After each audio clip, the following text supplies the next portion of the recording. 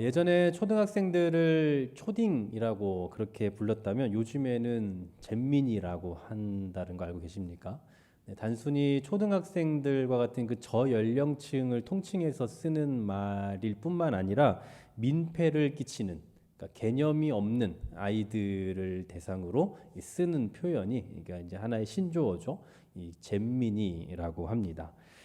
요즘 저희 집에도 이런 잼민이가 있습니다. 해야 할 때 하지 말아야 할 때 구별하지 못하고 그냥 아무 때나 하고 지 감정대로 하고, 그리고 아무 데서나 춤을 추는가 하면 정말 말도 안 되는 이야기들을 할 때도 있죠. 그냥 어이가 없어서 웃음이 터져 나오는 실소라고 하죠. 네, 그냥 실소가 연발되는 그런 아이가 요즘에 저희 집에도 있습니다. 그래서 제가 그런 이야기를 하죠. 아이고, 역시 잼민이다. 이런 얘기를 하면 꼭 이렇게 받아칩니다. 잼민이라고 말하는 사람이 잼민이라고 이야기해요. 그러니까 잼민이라고 하지 말라 이거죠. 어디서 들었는지 잼민이라는 단어가 자기 또래를 이렇게 약간 비하하는 표현이라는 걸 잘 알고 있는 것 같더라고요. 생각해 보면 저도 어릴 때 꼬마라고 저를 이렇게 부르는 것을 되게 싫어했던 것 같아요. 근데 꼬마인데도 꼬마라고 듣는 걸 되게 싫어했어요. 그래서 제가 생생하게 기억이 나는 것 중에 하나가 한 4학년 정도 됐던 것 같아요. 근데 그때 어떤 어른이 저한테 꼬마야라고 하면서 뭔가를 이야기했는데 너무나 불쾌해서 제가 당당하게 아저씨 저 꼬마 아닌데요? 라고 말했던 기억이 있습니다. 참 웃기죠? 네, 꼬마가 자기가 꼬마가 아니래요. 그리고 잼민이인데 스스로 잼민이가 아니라고 말해요. 이처럼 어린 아이들은 스스로가 어른인 것처럼 생각을 하고 또 어른인 것처럼 그렇게 대우를 받고 싶어 합니다. 자, 그럼 이제 반대로 어른이 됐어요. 어른들은 어떻습니까? 이번엔 반대죠.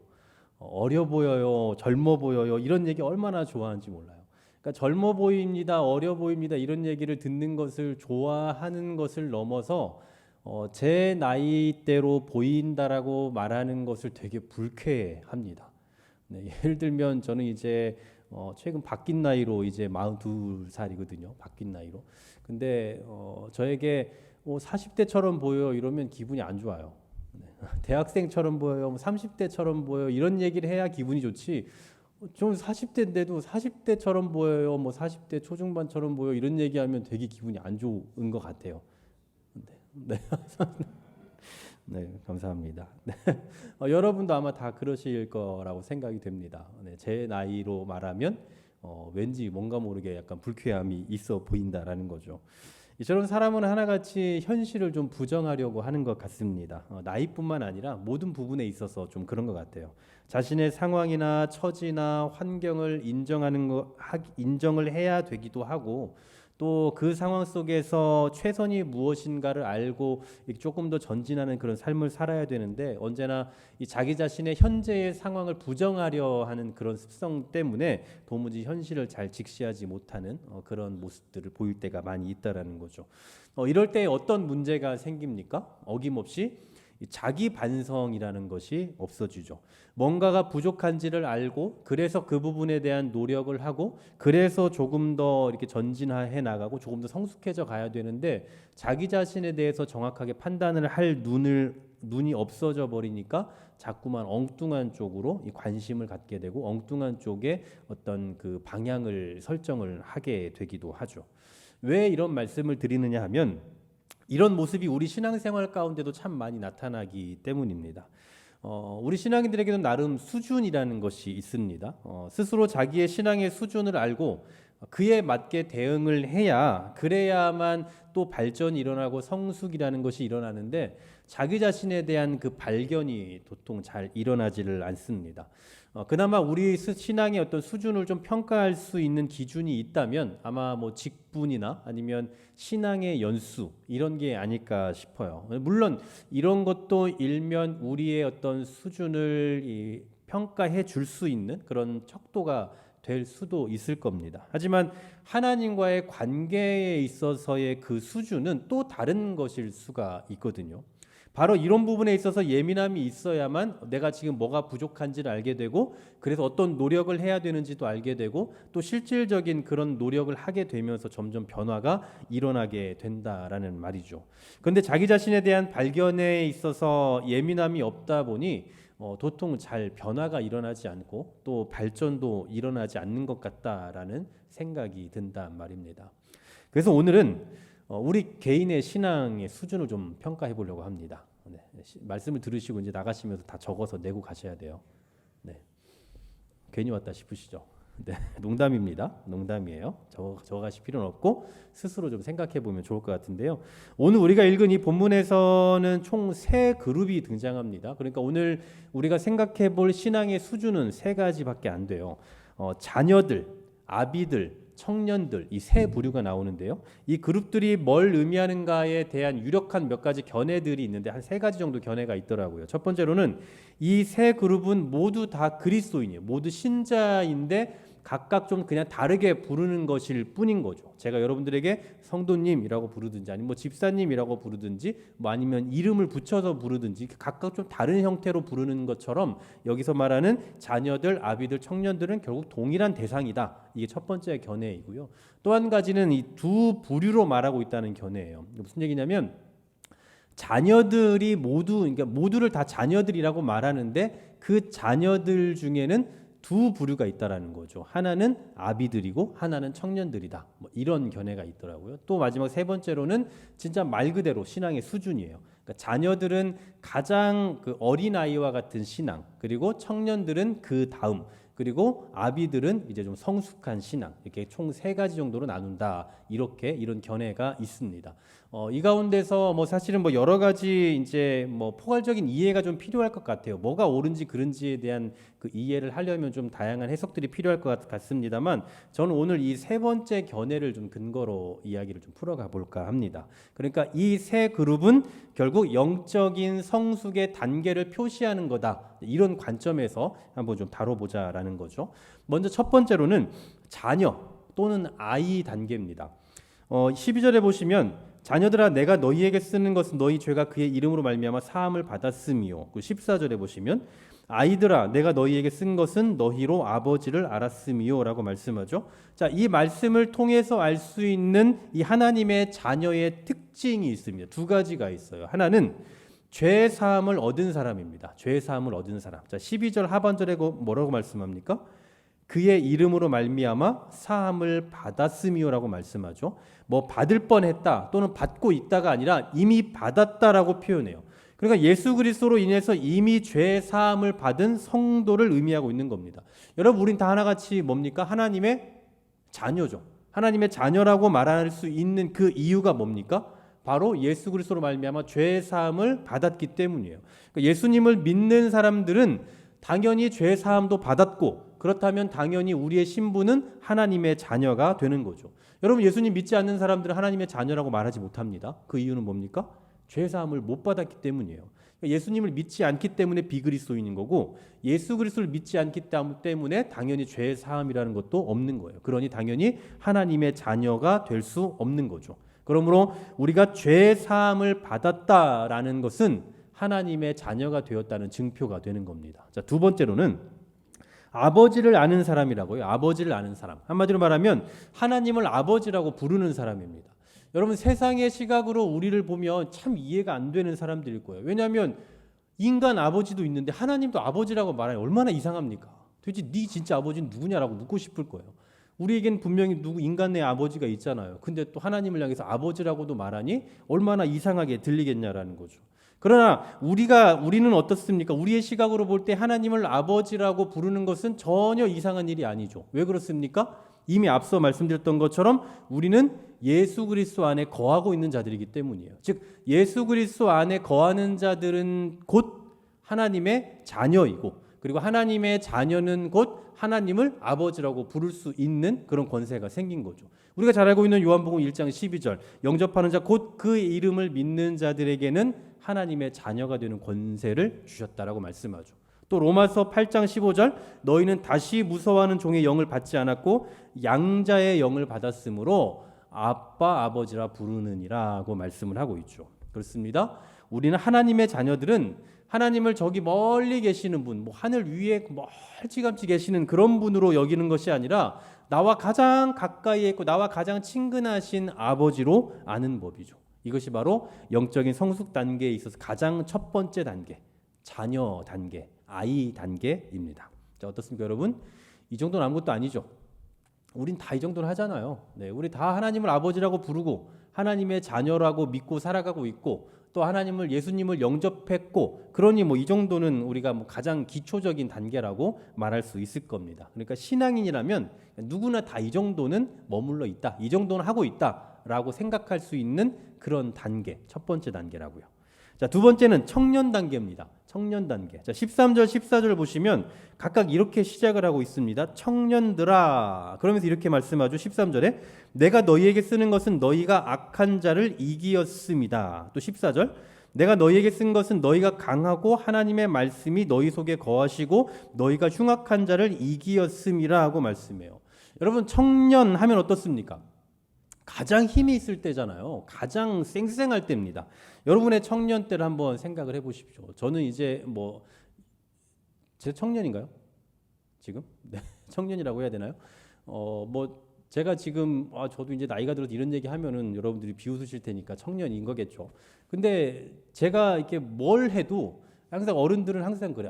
젊으니까 다 그럴 수 있지. 젊을 땐 다 그렇게 했어라고 말씀들을 하셔요. 항상. 그래서 저는 제 나름대로 제 연령대에 비할 때에 그래도 좀 저도 특출난 게 몇 가지 있는데 그런 걸 보더라도 젊으니까 다 하지. 나도 그 정도는 했어라고 이렇게 말씀하시면 도대체 이분들은 얼마나 날아다니셨길래 이럴까라는 생각이 들기도 해요. 그러니까 뭐든지 뭘 잘하든지 뭔가 좀 에너지틱한 일들을 제가 하면 그냥 다 하나같이 젊으니까 할 수 있다라고 그렇게 표현들을 하시더라고요. 근데 이제 또 반대로 제가 뭐 한 20대 이런 청년들을 보면 저도 이제 그런 말 하고 싶기도 하죠. 네. 제가 봤을 때 또 저도 분명히 차이가 나거든요. 그들하고는.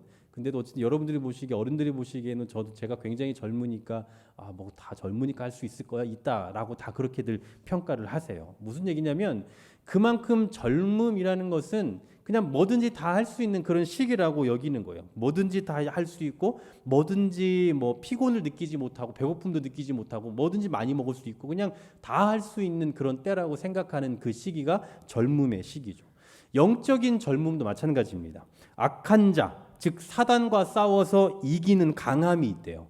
또 흉악한 자를 알고 그를 이길 만한 능력이 있다라고 말씀합니다. 그래서 장차 이긴다, 언젠가 이긴다 이런 표현을 하지 않고요. 이미 이겼다라고 표현을 하고 있어요. 이미 이겼다. 그만큼 영적인 강함이 있는 때가 바로 이 젊음의 때인 거죠. 그러면 어떻게 이런 영적인 젊음을 가질 수 있느냐? 14절 말씀 보시니까요. 하나님의 말씀이 너희 속에 거하시고라고 말씀해요. 하나님 말씀이 너희 속에 거하시고 하나님의 말씀에 지배를 받는 겁니다. 그러니까 하나님의 말씀을 그냥 이렇게 가만히 품고 있는 게 아니라 말 그대로 하나님의 말씀을 가지고 정말 성령의 검으로 사용하는 거예요. 아주 강력한 무기로. 그러다 보니까 이 영적인 젊음의 시기에는 이 하나님의 말씀이 굉장히 예리합니다. 그 날카롭게 작용을 해요. 저는 뭐 어쩌면 지금도 이런 시기일 수도 있겠습니다만 뭐 저의 개인적인 그 사역 초기에는 진짜 더 막 되게 좀 강했던 것 같아요. 이런 그 말씀에 대해서 뭐 한참 예리하게 뭐 공부하고 이럴 때에는 아마 그 당시에 제 앞에 이단이 있었으면 아마 뼈도 못 추리게 아주 정말 작사를 냈을 것 같아요. 그 당시는. 근데 지금은 이제 제가 온화해지기도 했고 뭐 좀 무뎌지기도 했을 거고 또 이제 잘 훈련되어서 이제 그런 것들이 감춰지기도 했겠습니다만 뭐 초창기에 막 진짜 더 이 어떤 좀 생동감 있고 활력이 있을 그때에는 그러니까 뭔가 그 젊고 뭐 나이 아니면 뭐 이런 힘 이런 거랑 떠나서 초창기에 막 진짜 뭔가 열정이 있을 그때에는 정말 강력했던 것 같아요. 그래서 제가 저희도 말씀드렸다시피 제가 교목으로 잠깐 있을 때에도 그 당시 제가 한 20대 후반 30 뭐 이 나이 때였는데 얼마나 쌩쌩했겠습니까? 그 당시에 막 청소년 사역하니까 굉장히 직설적이죠. 그리고 또 여고였거든요. 그러니까 여고에 잘생긴 목사가 왔으니 얼마나 인기가 좋았겠어요. 말도 아니었죠. 그럼 거기서 정말 설교하면 너무 막 직설적이고 이렇게 하니까 애들이 조는 애들이 없는 거예요. 그냥 너무 이렇게 신선하기도 하고 막 직설적이고 또 재미있기도 하고 이렇게 하니까 아이들이 그러니까 애들은 너무 좋아요. 그 이사장도 좋아하고 교장 선생님도 좋아하는데 선생님들은 절 싫어해요. 왜 젊은데 왜 저렇게 뭐 되게 강하고 막 좀 세고 이러냐라고 했던 그런 기억이 좀 있거든요. 그러니까 어쨌든 영적으로 막 뭔가 굉장히 그 강하고 날카로운 그 시기에는 정말 말 그대로 눈에 보이는 게 없을 정도로 그냥 말씀 그대로 뭔가를 막 직설적으로 뭔가를 쪼개고 다 깨뜨리고 부수고 이런 것에만 초점을 맞추게 될 정도로 그만한 강인함이 있다라는 거죠. 아주 강인함.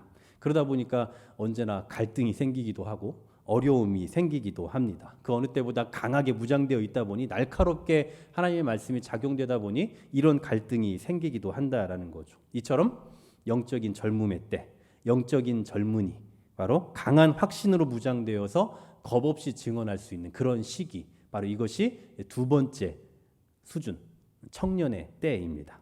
세 번째로는 어른의 때입니다. 자, 13절, 14절은 이렇게 또 시작을 하죠. 아비드라로 시작합니다. 그래서 뭐라고 말씀합니까? 13절에 너희가 태초부터 계신 이를 알미요. 그리고 14절에 너희가 태초부터 계신 이를 알았으며. 사실 정말 별 볼 일 없는 표현처럼 들립니다. 앞서 표현했던 자녀들과 청년들에 대한 표현들은 어땠어요? 죄사함을 받고 하나님을 부르고 악한 자들과 싸워서 이기고 뭐 굉장히 역동적이고 능동적인 그러한 표현들이었는데 여기에서는 그냥 하나님을 안다. 이걸로 끝이에요. 그런데 여러분 여기서 안다라는 표현은 제가 자주 언급드립니다만 성경에서 하나님을 안다라는 표현은 그냥 지식적인 아니면 소극적인 알미 아니라 적극적인 이 경험을 통한 알을 의미합니다. 여러분이 저를 아무리 이제 잘 아시는 한이 있어도 그 누구보다 저를 잘 아는 사람은 제 아내일 거예요. 앞으로도 그렇고 평생. 왜냐하면 우리가 어떤 특정한 상황과 특정한 공간에서 알아가는 것과 그냥 같이 살아가면서 아는 것은 당연히 질적으로 차이가 날 수밖에 없죠. 그 양쪽으로도 그렇고요. 그러니까 언제나 경험을 통해서 아는 것은 일시적인 어떤 특정한 상황에서 아는 것과는 비교조차 할 수 없을 거다라는 사실이죠.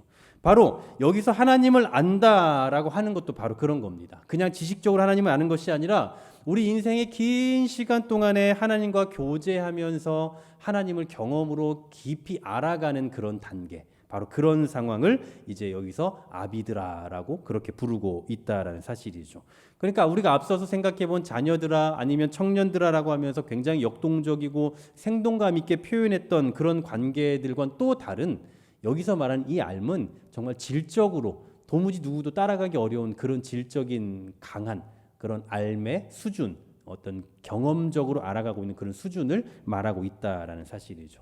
자, 이렇게 총 세 가지예요. 한번 이 세 가지 다시 한번 정리해 볼게요. 첫 번째, 어린아이는 죄 사함을 확신하고 하나님을 아버지로 아는 단계입니다. 두 번째로, 청년의 시기는 사단을 이겨요. 그리고 주님의 말씀을 따라 살아가는 단계로 전투의 현장을 살아가고 있습니다. 치열하게 살아가고 있어요. 마지막 세 번째로는 이제 아비드라, 즉 어른의 단계죠. 하나님을 경험으로 알아가고 있는 그런 단계입니다.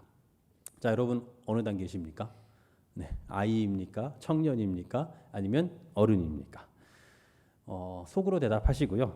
중요한 건 우리의 수준이 현재 어디에 머물러 있든지 중요한 것은 그냥 거기에 머물러 있는 것에서 끝나는 것이 아니라 아니면 나는 여기밖에 안 돼라고 그냥 좌절하고 살아가는 것이 아니라 끊임없이 계속해서 자라가야 한다라는 사실이에요.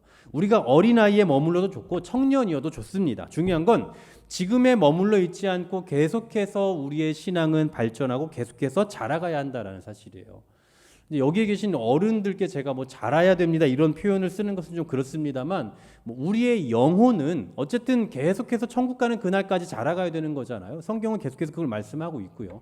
그리고 우리의 영혼은 이 땅에 있는 동안 하나님과의 관계 속에서 끊임없이 발전해야 된다. 끊임없이 계속해서 하나님과의 관계를 정립해가면서 성숙해져 가야 한다라는 것을 신학적 용어로 또 성화라고도 말하지 않습니까? 우리는 이 땅에서 그러한 단계 안에서 계속해서 살아가면서 퇴보하는 것이 아니라 계속 전진하는 삶을 살아가야 된다라는 사실이에요. 그럼 좀 구체적으로 어떻게 하면 우리의 신앙이 자라갈 수 있을까요?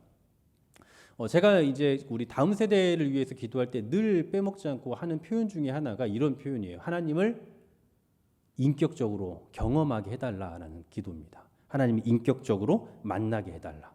여러분 어린 아이들은요 호랑이를 귀엽다고 말합니다. 곰이 귀엽다라고 말해요. 왜냐하면 그 아이들은 그림을 통해서 동화를 통해서 인형을 통해서만 경험했거든요. 그러니 얼마나 귀엽습니까? 그런데 실제로 호랑이와 곰을 본 어른들은 어떻습니까? 귀엽기는 무슨 그냥 두려운 존재인 거죠. 하나님에 대한 경험도 마찬가지예요. 지식을 통해서 백날 알아봐야 의미가 없습니다. 확신이 생기질 않는 거예요. 하지만 삶 속에서 은혜를 체험해보고 하나님을 경험해보고 하나님의 은혜를 체험해보고 하나님의 진노하심도 체험해보고 하는 사람들에게는 그의 지식에 절대로 흔들림이 없게 되는 거죠.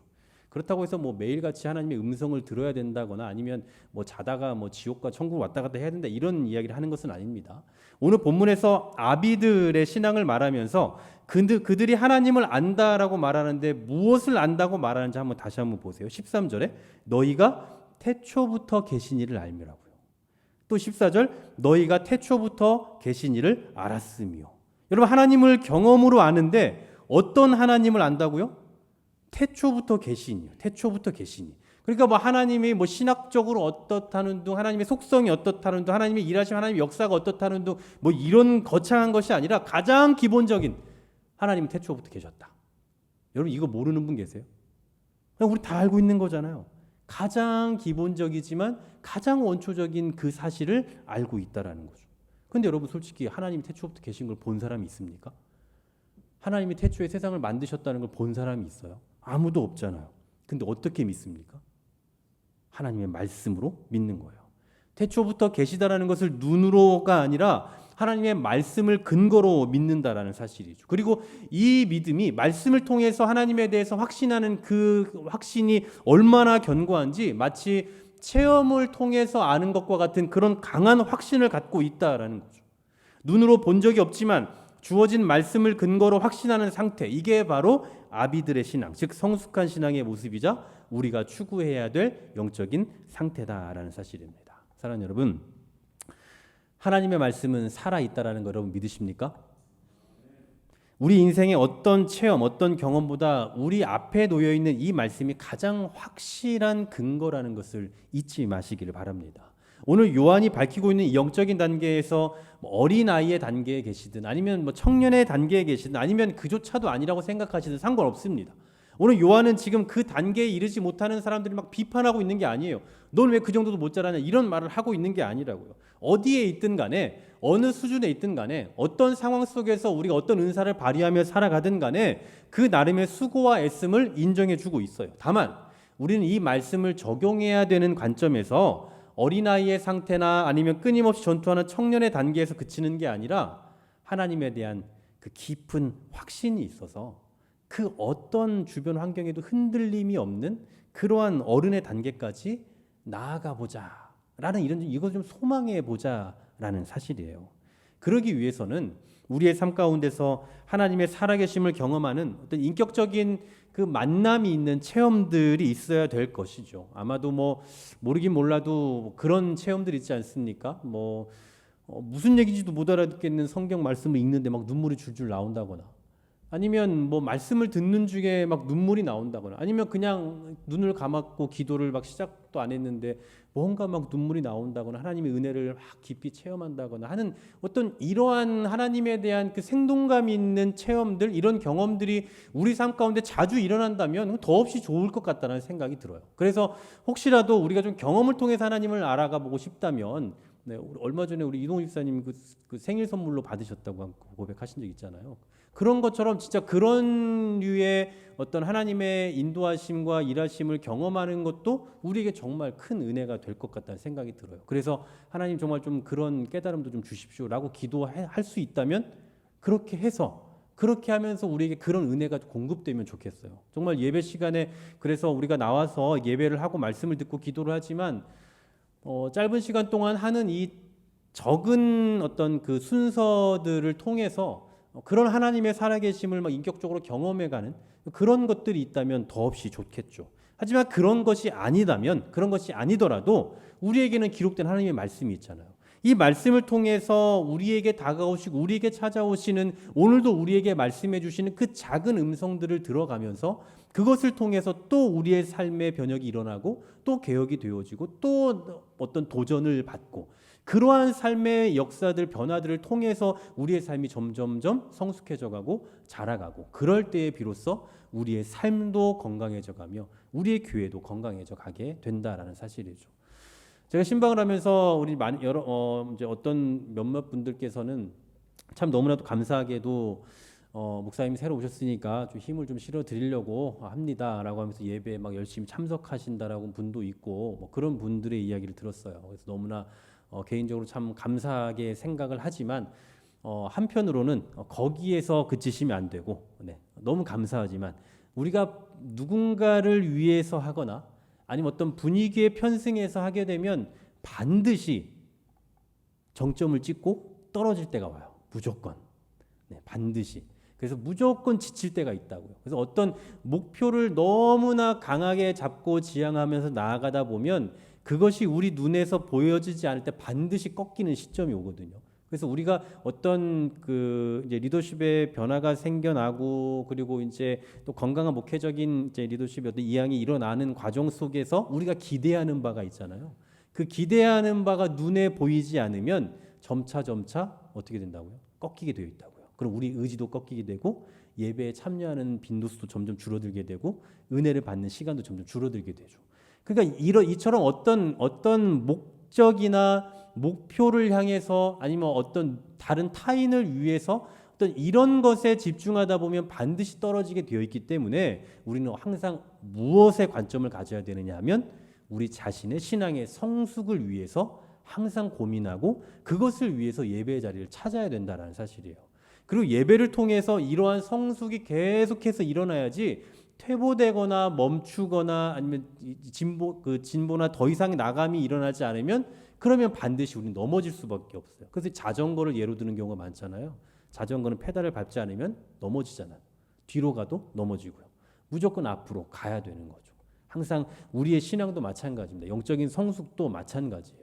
저는 이제 그 음악을 좋아하고 또 음악을 뭐 오래 해왔기 때문에 제가 갖고 있는 분명한 확신 중에 하나가 뭐냐면 많은 이들이 가르쳐 와 보니까 실력이 안 늘면요 무조건 매너리즘에 빠집니다. 그러니까 질려해요. 실력이 안 늘면 실력이 늘면 재밌거든요. 늘어나니까 계속 올라가면 재미있고 점점 실력도 늘고 또 즐겁기도 해요. 그런데 실력이 안 늘면 더 이상 늘진 않으니까 재미도 없고 그런 매너리즘에 빠져서 결국은 떨어지게 되어 있어요. 항상 그렇습니다. 이거는 뭐 제가 진리라고까지 말하면 좀 그렇지만 이거는 뭐 제가 경험을 통해서 거의 100이면 100 다 그래요. 다. 근데 저는 이게 신앙하고도 똑같고 우리의 모든 사람은 본능적으로 그러는 것 같다는 생각이 들어요. 늘지 않고 자라가지 않으면 앞으로 전진하지 않으면 반드시 넘어지게 되어 있다라는 거죠. 그래서 우리가 항상 생각해야 될 오늘 이 신앙의 수준을 제가 말씀드렸는데 뭐 수준이라는 표현을 써서 너무 죄송하지만 뭐 우리에게 뭐 신앙의 수준이 뭐 어떻든 그건 중요한 게 아니라고요. 오늘 본문에서 말하고자 하는 것은 우리의 신앙이 이렇다라고 하면서 막 스스로 우월감을 가지거나 아니면 누군가를 정죄하자 이게 아니라 결국은 계속해서 아비와 같이 자라가는 삶이 필요하다라는 거죠. 평생을 살아가면서 예배의 자리를 계속 찾으면서 우리의 삶이 우리의 신앙이 끊임없이 자라가는 그런 성숙이 있어야만 견뎌내고 살아내고 이겨낼 수 있다라는 사실입니다. 바라기는 우리 한길교회가 끊임없이 자라갈 수 있었으면 좋겠어요. 정말 그러니까 너무 빨리 자라시면 안 돼요. 너무 빨리 자라면 더 이상 자랄 게 없거든요. 그러니까 조금씩 자라가시는 거예요. 네, 끊임없이 조금씩 자라갈 때 그래야 우리가 동일한 지향점을 가지고 똑같이 계속해서 나아가게 되는 거고 우리의 열정과 우리의 열심도 식어지지 않게 되는 거. 그 사실을 기억하면서 영적으로 나는 끊임없이 자라가야 되겠다. 난 지금 아직 부족함이 많이 있으니 계속해서 자라가야 되겠다. 말씀을 통해서 더 확신을 갖고 살아가야겠다. 예배를 통해서 더 많은 확신을 갖고 하나님을 찾는 작업을 하겠다. 라는 그런 각오와 다짐을 가지고 하루하루를 살아내며 교회를 세워가는 저와 여러분 되기를 주의 이름으로 간절히 소망합니다.